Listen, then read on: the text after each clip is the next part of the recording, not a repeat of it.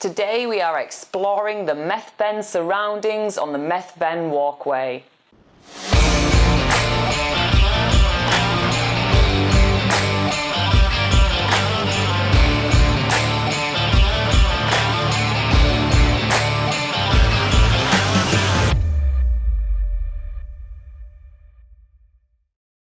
This morning, because it's going to be raining tonight, I am taking the time to repair the top of our camper van just so we don't get rained on.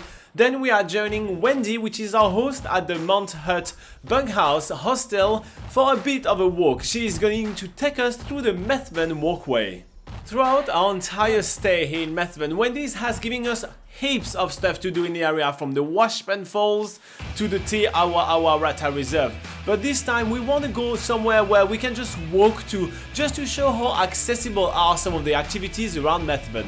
The walk that we're going to be doing today is the Methven Walkway, which spans about 11 kilometers around the town, taking about 3 hours to complete the whole thing.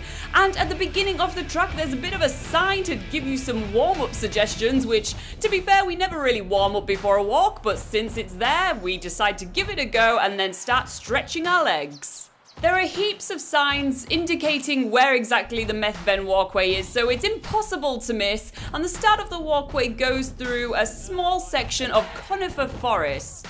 It's super windy today, so this forest provides really welcome shelter from that blistering wind. And among all the bird life that we see in the forest, we also find a couple of plum trees which don't taste very good. Why do I keep trying those things?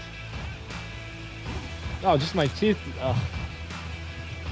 This very small pine forest extends all the way from the road to the local canal. There is a big canal going through Methven because it helps moving the water from the beautiful Southern Alps to all the fields around, as Methven is primarily a farming area. This gives a very strange feel to this forest. Because it's such a narrow one, we get a ton of sunlight, so being in the middle of this really thick forest but being such in a bright environment is really unique.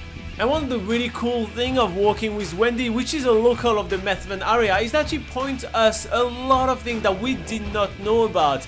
We see a ton of different birds really high up in the trees. We see a ton of different plants that we've never seen before, and she tells us a lot of local stories.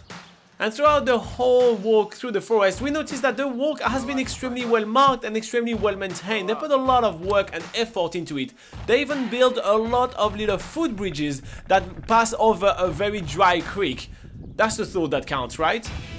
The tracks then lead us to the local canal, which is called the Rangitata Diversion Race, which helps the town get a lot of water for all the fields and the farms around.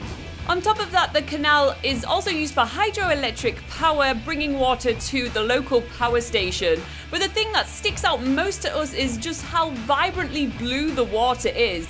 And this is because it is taken from glacial water in the Southern Alps, which has sediments called rock flour, which is suspended in the water and giving it this sort of milky colour. Walking along the canal is definitely a highlight of the Methven Walkway. It sort of shows man's modification of the Canterbury Plains, all the while having the backdrop of the Southern Alps in the background. It looks absolutely stunning.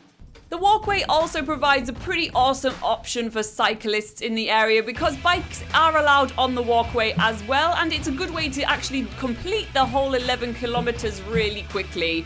Admittedly, we don't do the whole 3-hour walk because there's actually some shorter sections to loop back round into the town, which we're going to be doing today.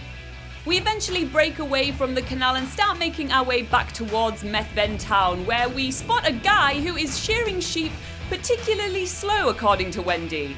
Wendy's assessment? He's slow.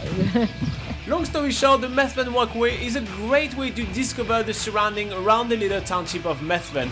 There's really heaps to do here, and we got really surprised during the last 5 days because we really thought there would be less for us to do. We loved our time on Methven, but it's time to move on. It has been mission accomplished here in Methven. Methven is known for being a ski field town. No one really knows what else there is to do in this area other than go skiing at Mt Hutt or Mount Olympus or whatever is nearby. But in summer, we have managed to pack about 5 days worth of activities here. We even extended our stay here 2 nights because we found there was so much here to do.